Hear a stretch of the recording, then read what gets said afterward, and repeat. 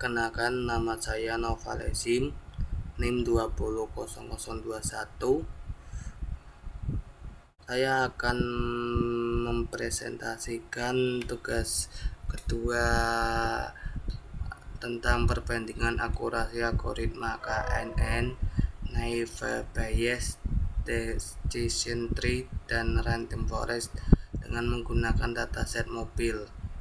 Jadi pendahuluannya itu, klasifikasi merupakan teknik pembelajaran data untuk menghasilkan prediksi nilai dari serangkaian atribut.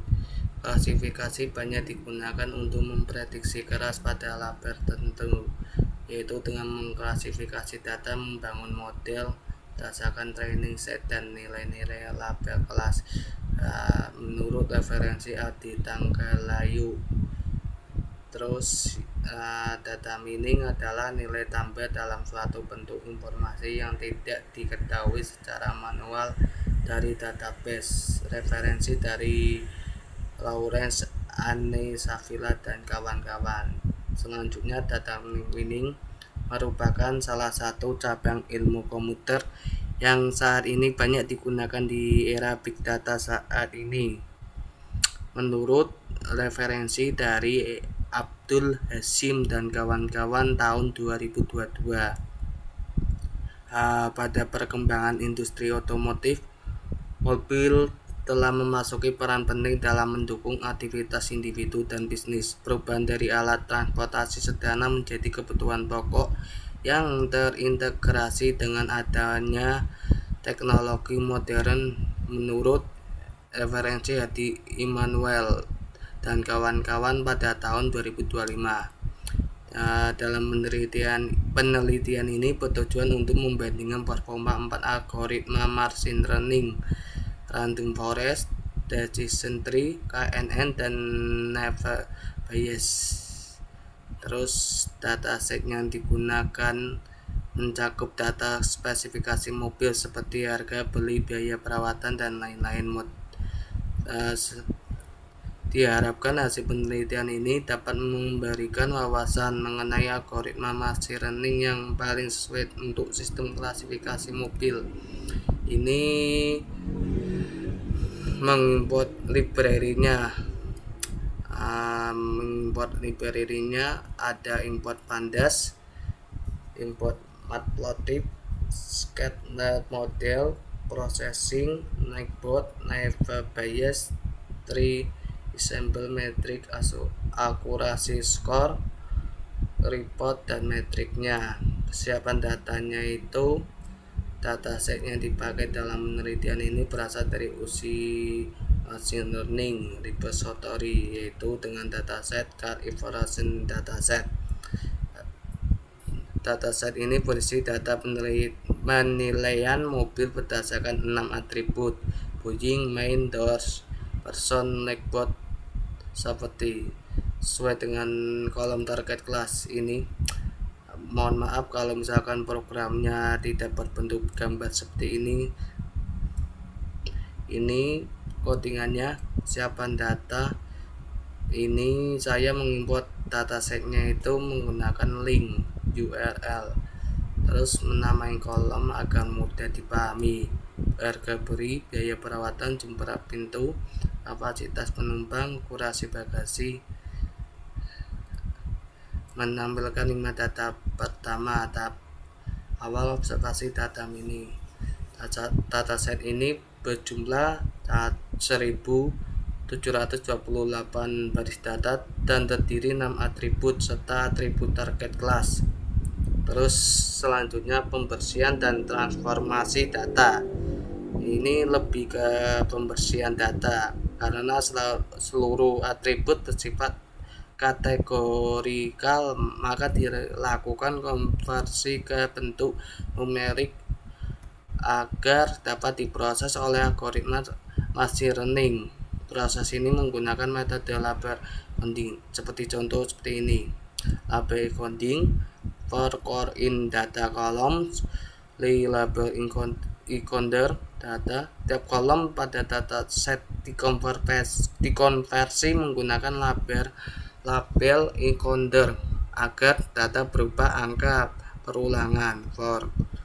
Terus yang ketiga pembagian data adalah membagi dataset menjadi data latih dan data uji. Pembagian ini penting mengukur kemampuan model dalam memprediksi data baru yang belum pernah dilihat sebelumnya.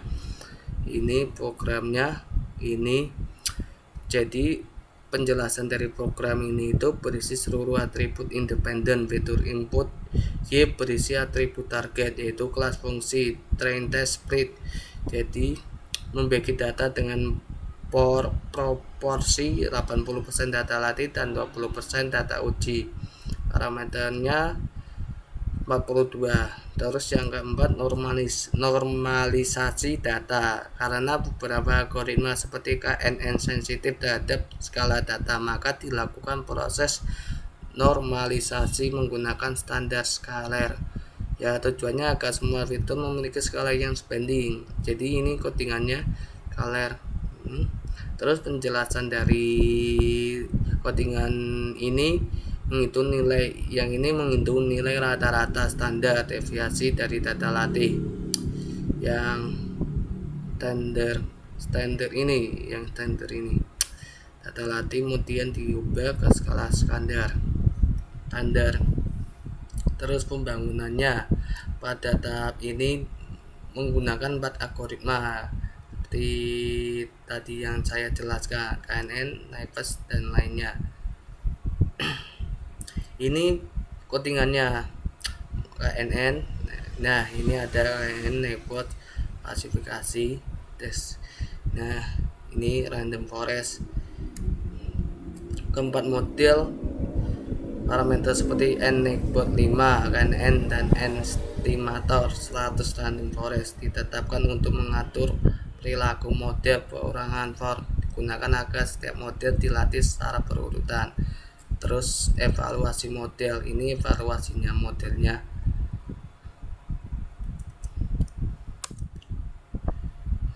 Setelah pelatihan selesai, dilakukan evaluasi performa untuk melihat seberapa baik model dapat memprediksi data uji. Ini codingannya KNN model.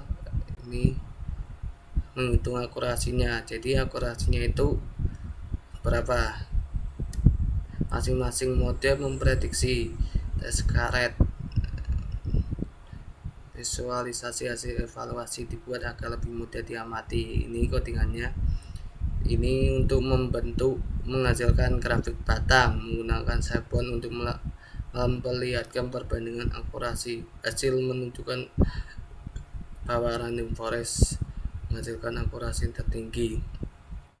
Hasil pengujian ini memperlihatkan bahwa setiap algoritma memiliki karakteristik tersendiri. KNN mengukur jarak antar data dan sensitif sehingga membutuhkan normalisasi. Terus Naive Bayes menggunakan probabilitas dana dan bekerja baik. Terus yang ketiga decision tree, mampu mempelajari pola kompleks. Random forest mengombinasikan banyak pohon keputusan untuk meningkatkan stabilitas akurasi prediksi. Terus kesimpulannya adalah bahwa dari hasil pengujian terhadap 4 model klasifikasi dapat disimpulkan bahwa proses klasifikasi berjalan dengan baik melalui tahapan persiapan data, transformasi, pembagian data, hingga pelatihan dan evaluasi model. Hasil evaluasi menunjukkan bahwa model random forest menghasilkan akurasi tertinggi yaitu 99,4%, disusul oleh decision tree 98,3%, KNN 94,8%, dan Naive Bayes 86,7%. Jadi model random forest terbukti paling optimal untuk kasus klasifikasi pada dataset ini, dataset CAR yang saya ambil di uji machine learning. Datasetnya karena mampu menangkap pola kompleks antar fitur, mengurangi overfitting, serta memberikan hasil prediksi yang stabil dan akurat. Referensinya ini Adi Tengku. Ini sekian